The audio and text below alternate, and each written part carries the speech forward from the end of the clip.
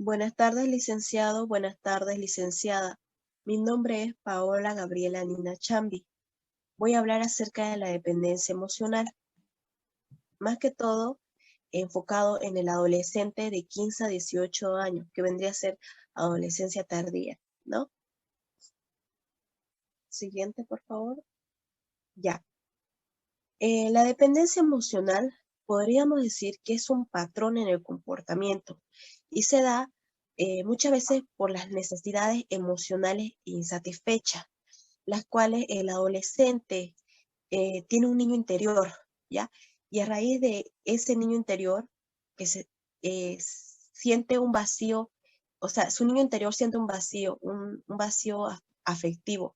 Y a raíz de eso es que su etapa de adolescente y hasta la etapa adulta intentan cubrirlo desadaptativamente con relaciones de pareja, debido a esa necesidad de cariño, amor, afectividad, que, o sea, por ese vacío intenta compensarlo con relaciones de pareja.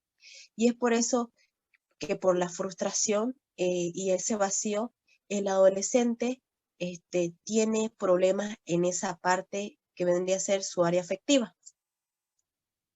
Siguiente, por favor. Ya. Uno de los síntomas de la dependencia emocional que aquí establece Jorge Castillo Blasco nos indica que los síntomas más comunes que se puede presentar al adolescente es lo que es el insomnio, la obsesión, la baja autoestima, la desesperación y la sensibilidad. El insomnio, ¿ya? Cuando hablamos de insomnio, hacemos referencia a la falta normal del sueño, es decir, aquellas dificultades que tiene el adolescente a la hora de dormir o a la hora de conciliar el sueño, ¿no? Biológicamente hablando, existe una justificación biológica, dice, ¿no?, que el adolescente eh, duerme, es común ver a adolescentes despiertos hasta las 3 de la mañana, incluso hasta desvelándose hasta el día siguiente, ¿no? Lo que ocasiona en el cerebro la hipersomnia diurna, lo cual hablo a un tipo de dificultad que se desarrolla en el cerebro, la hipersomnia diurna, es estar despierto, o sea, estar despierto a la hora que correspondería a dormir, lo cual ocasiona que el adolescente duerma bastante tiempo y aún así esté cansado. Muchas veces se da por factores, por el factor del desfase en el horario, o sea, una falencia en el horario, porque no tiene una hora regular para poder descansar, ¿ya? Otro también puede ser por comer excesivamente antes de dormir. Va a ser muy difícil que pueda descansar. Otro causa también puede ser por el consumo de sustancias, qué sé yo, cerveza, cigarro, o sea, drogas. Entonces, eso va a influir en la parte de su descanso. Normalmente el adolescente, al ser una etapa vulnerable y tiene las emociones descontroladas, se podría decir. Entonces, es común que los adolescentes duerman, se podría decir, preocupados, debido, más que todo en la dependencia emocional, ¿no?, por su pareja. Están constantemente agarrando el celular, esperando la llamada, la respuesta por mensaje, por el WhatsApp. Entonces, el adolescente va a estar bastante tiempo despierto, lo cual va a ocasionar que tenga una personalidad más ansiosa, más obsesiva, ¿no? Y sus pensamientos van a ser fuera de lo común. Entonces, va a dormir bastante mal debido a las preocupaciones que se podría decir que son comunes en esa etapa, que es la pareja, ¿no? Si es que está en una relación también. Ahora, en una justificación neuropsicológicamente, podríamos decir que el neurotransmisor, la dopamina, que se produce en el cerebro y la dopamina es la encargada, el exceso de dopamina puede causar lo que es el insomnio, ¿ya? Por eso es necesario liberarlo, la dopamina. La dopamina se puede liberar a través de actividades simples y sencillas, como ser este, leer un libro, escuchar música, ir a pasear, ya que esto permite que el cuerpo pueda liberar la dopamina. Al tener exceso de dopamina, no vamos a poder conciliar el sueño. Por eso es importante hacer actividades sencillas, ¿no? Por más que parezca sencilla y creamos que no nos van a ayudar, pues sí ayudan bastante al cuerpo. Lo contradictorio sería hacer actividades bruscas con el fin de liberar dopamina, porque no va a funcionar. Lo importante es hacer actividades que no generen mucho estrés. ¿Ya? Siguiente, por favor. Vamos a hablar sobre la obsesión. Tenemos que tomar en cuenta que la obsesión es un comportamiento obsesivo que surge más que todo, como dijimos, ¿no? El adolescente tiene las emociones a flor de piel. Entonces, se podría decir que cuando está en una relación eh, y tiene ese vacío afectivo, pues quiere estar a toda costa saber de la otra pareja, de su pareja, ¿no? Y más que todo, tiende a querer tener el control de la relación, ¿no? Y ve a la pareja ya no como una persona, sino hasta como un objeto que dice que es su propiedad, ¿no? Una justificación neuropsicológica podríamos decir que cuando hay un bajo nivel de serotonina, que ojo, que la serotonina ayuda bastante al control de las emociones, ¿no? Al estado de ánimo y permite también regular nuestras conductas de dominancia. La serotonina ayuda a regular nuestro estado de humor, en conclusión podríamos decir.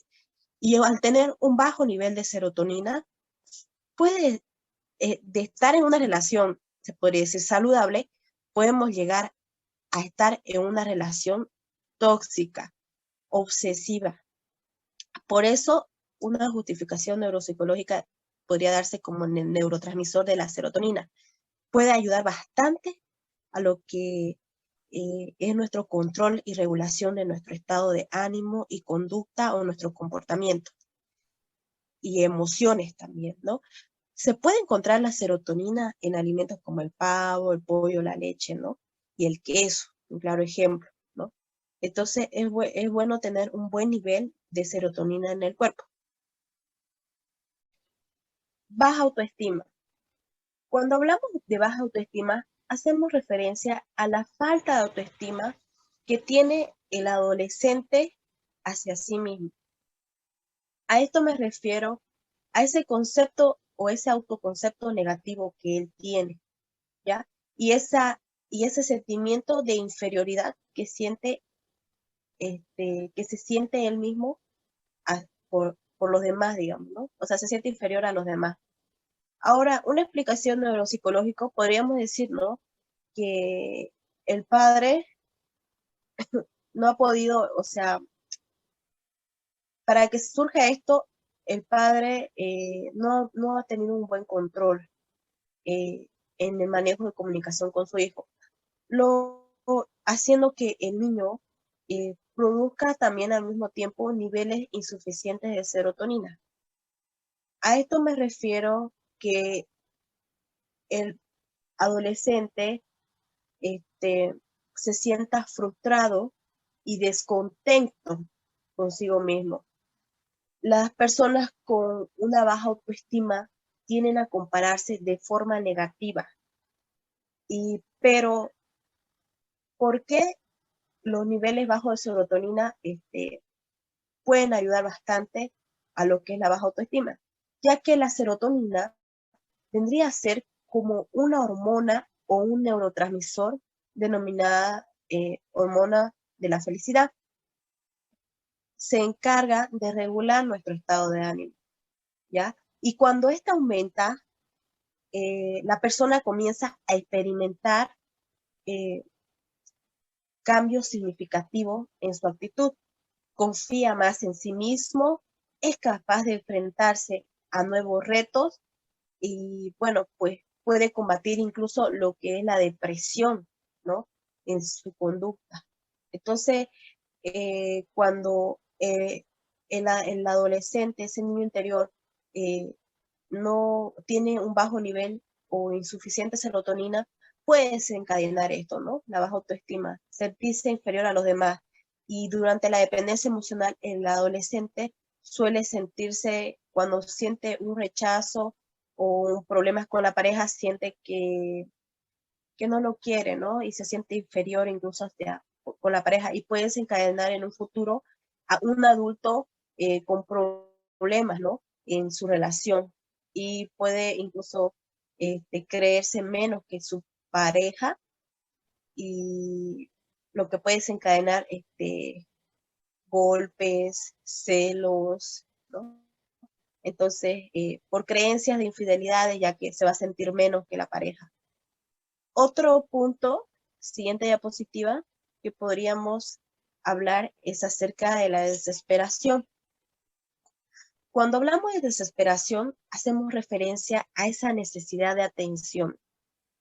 ¿Y por qué se da esto? Porque un adolescente, un adulto que, que haya tenido una infancia donde los padres no le hayan dado la atención que necesitaba en su niñez, puede hacer que el adolescente y ese adulto busque una relación donde pueda sentirse querido, amado y tenga la atención al 100 de la pareja. Como he sabido, los primeros días, los primeros meses, es común que la relación sea bonito, hermoso, fantasioso, pero siempre tiende a bajar esos niveles, ¿no?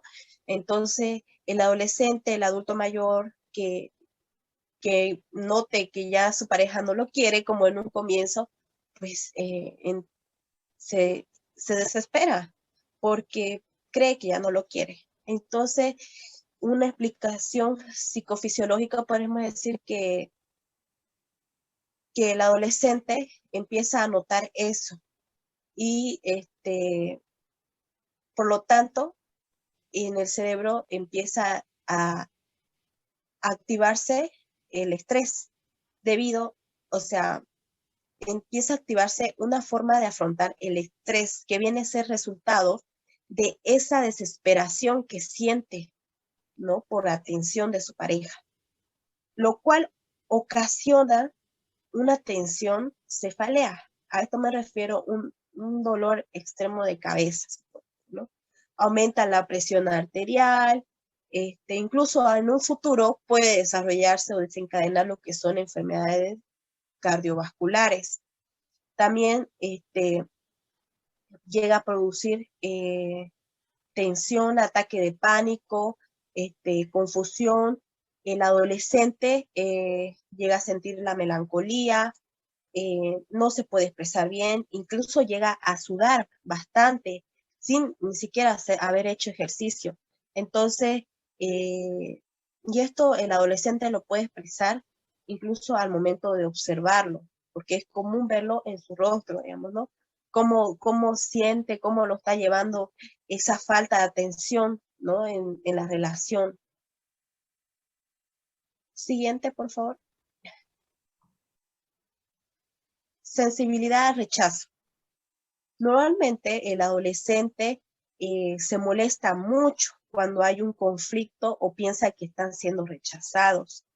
Me refiero a que un rechazo social puede hacerlo sentir como si le estuvieran golpeando al adolescente. O sea, eh, puede el adolescente tener una conducta súper sensible, que un comentario o sentirse mínimamente rechazado es como si algo grave le hubieran hecho, ¿no? Entonces, con esto quiero decir que el adolescente se siente súper hipersensible y es común, ¿no?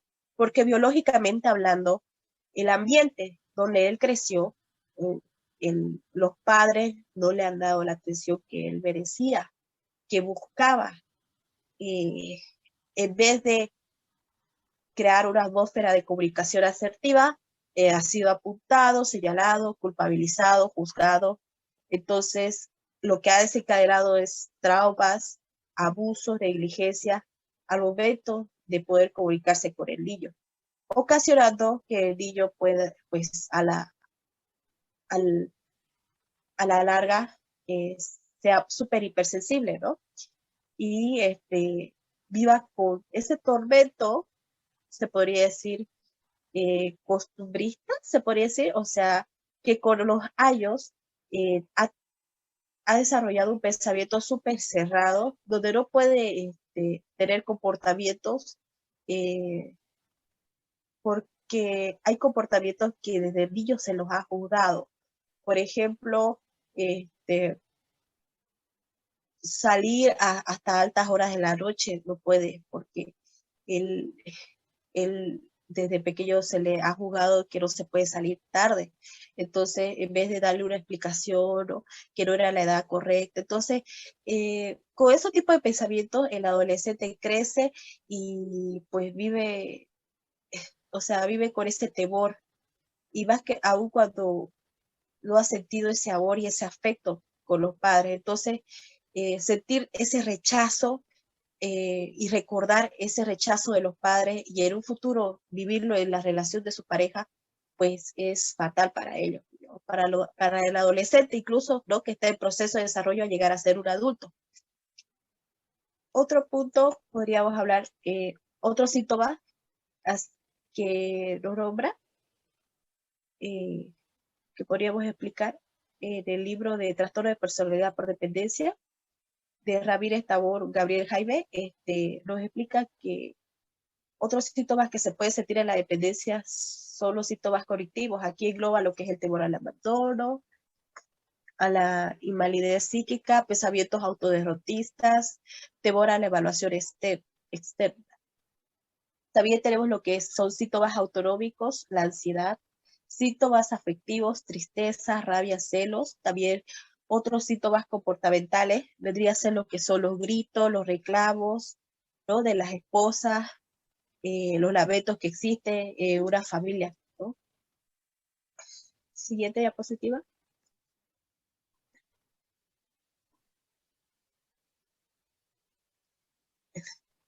Ya. Síntomas cognitivos. Esto engloba lo que es el temor al abandono, temor a la invalidez psíquica, pensamientos autoderrotistas, temor a la evaluación externa, ¿no? Aquí hablamos eh, acerca de ese temor. Cuando hablamos de temor, hacemos referencia a ese miedo que desarrolla el adolescente, ¿no?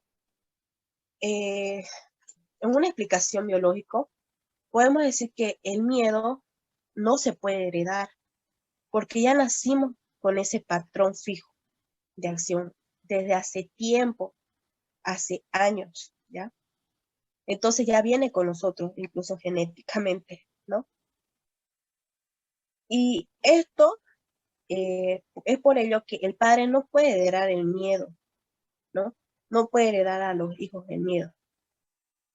Por lo tanto, a esto me refiero que si al nacer cualquier humano es expuesto de forma repetitiva y orientado por su padre, su comunidad o su cultura transmitiendo temor, esta persona aprenderá y adoptará ese mismo miedo. Es decir, que aquí influye lo que es más que todo los factor ambiental, porque si el adolescente al, cuando fue niño vivió en un ambiente donde existía bastante grito, golpes, eh, abandono, o sea, familias disfuncionales, un ambiente, una comunidad así, eso sí puede desarrollar o desencadenar el miedo, más no se puede heredar, es lo que dice biológicamente. Ahora, dando una explicación psicofisiológica, nos habla acerca de las amígdalas, ¿no? Que es una estructura, como vemos en la imagen, en rojito, ¿no? Es una estructura alojada en el seno del sistema límbico, ¿no? Y es la región más primitiva y se encarga de regular las acciones para la supervivencia, ¿no? A esto me refiero de accionar cuando siente el temor, el miedo, es como un timbre, ¿no? Que se activa cuando hay peligro, ¿no? Y lo cual nos aumenta la energía para poder huir de eso, ¿no? O enfrentarnos si se puede. También, al mismo tiempo trabaja en conjunto con la corteza prefrontal dorsolateral, como vemos la segunda en la imagen al lado, se encargan, ¿no? De regular y ponernos alerta, ¿no?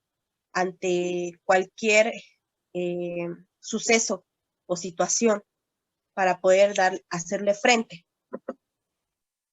Entonces, esto vendría a ser como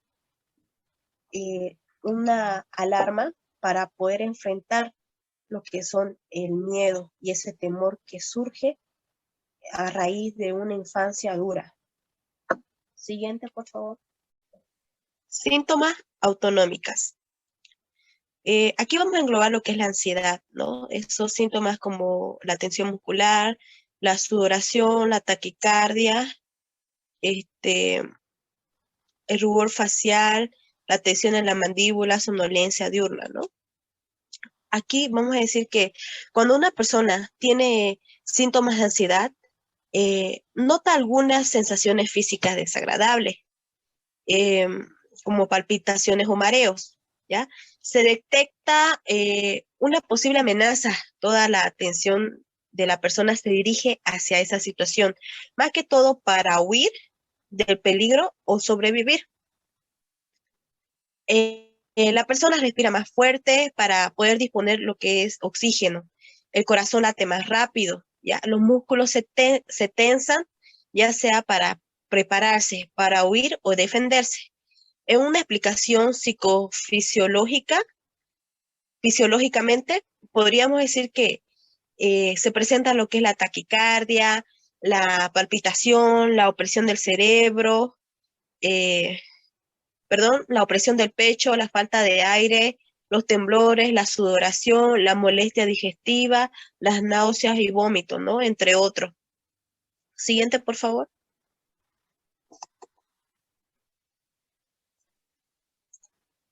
Ya. Los síntomas afectivos, en esto podemos englobar lo que son las tristezas, la falta de amor, la amistad, el placer, la motivación, la comprensión o aprecio, ¿no? Neurológicamente afecta en la mente lo que es la tristeza, ya que el cerebro empieza a consumir más glucosa y oxígeno. Por eso produce a través de la tristeza un estado de agotamiento. Por eso es importante no llorar en periodos prolongados, sino por episodio. ¿Ya? También dice que afecta al gusto, al dulce, es decir, disminuye el sabor del dulce, ¿ya? Cuando la persona se siente triste. Y por eso es que una persona que está llorando tiende a comer más dulce, ¿no? Porque se pierde ese sabor. Otro trastorno que se puede nombrar es la serotonina, ya que la falta o la deficiencia de serotonina da pie a lo que es la tristeza, ¿ya? Entonces englobamos todo lo que es la falta de amor, la amistad. Neuropsicológicamente podemos decir que las partes del cerebro que son responsables de las reacciones celotípicas se encuentran por debajo de la corteza cerebral. En esto podemos mencionar lo que es el hipotálamo, que se desconecta con la amígdala, y el hipocampo y los ganglios basales son la base del recuerdo, las emociones y las percepciones. Ahí son tres componentes relacionados directamente con el enamoramiento, que es el odio y los celos, ¿no? Entre otras palabras, podemos decir que el amor profundo y los celos se encuentran en la misma estructura. Todas las sensaciones de atracción, de distancia o de desamor frente a otras personas se guardan estructuralmente en esa parte del cerebro llamado sistema límbico, ¿no? Que está relacionado con los celos, ¿no? Y también determina lo que es el dolor físico. Y también podemos hablar en esta parte lo que desenlaza lo que son los celos, son los enojos, la rabia, etc. Otro punto importante, siguiente por favor, que es los síntomas comportamentales, ¿no? Enfocamos lo que son los gritos, ¿no? Que hace que se libere el cortisol, es decir, la hormona del estrés, se genera una sensación de angustia o tensión, se recibe debido al menor flujo sanguíneo, es decir, que no recibe mucho flujo sanguíneo y afecta directamente al equilibrio emocional. Biológicamente hablando, podemos decir que los gritos en un ambiente donde existe gritos, menos comunicación asertiva, deja huella y crea personas inseguras, ¿no? sin criterio propio y sin capacidad de defenderse. Siguiente, por favor. Causa de la dependencia emocional. Entre esto vamos a nombrar lo que son las carencias afectivas tempranas, la sobreprotección excesiva, la hostilidad y malos tratos y factores culturales. Carencias afectivas. Cuando hablamos de carencias afectivas, hacemos referencia a la ausencia de cariño y frialdad que el niño experimentó desde el comienzo de su vida, ¿ya? Una explicación biológica dice, ¿no?, que la carencia afectiva genera hambre emocional y deja una marca en nuestro cerebro. La falta de vínculo sólido y de un apego saludable imprime un sentimiento permanente de ausencia y de vacío, ¿ya? Una explicación neuronal dice, ¿no?, que el sistema límbico regula la respuesta fisiológica ante estímulos emocionales como la tensión, el instinto, el placer, el miedo, la agresión, la personalidad. Mientras que, ojo, pero si este sistema no se encuentra, mm, o sea, este sistema se encuentra desordenada debido a la interacción del padre con el hijo y esta interacción haya sido negativa, va a ser el origen de un comportamiento en el niño, actualmente adolescente, la cual influenciará en su comportamiento. ¿De qué forma? El niño va a ser un niño con comportamientos antisociales, un niño rebelde, un niño que no podrá poder interaccionar o hacer habilidades sociales con las personas hasta llegar a una edad adulta. Siguiente, por favor. La sobreprotección excesiva.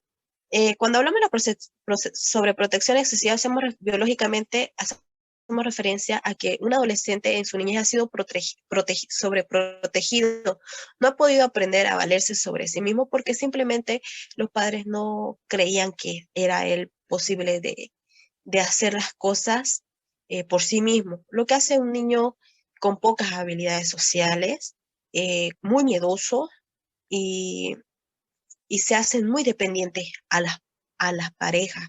Y si no tiene pareja, pues a los amigos. Debido a la baja autoestima, la dificultad de habilidades sociales, depende de otros, a la inseguridad, esos pensamientos negativos que siempre la mamá o el papá decía que no era capaz de hacerlo. Siguiente, por favor.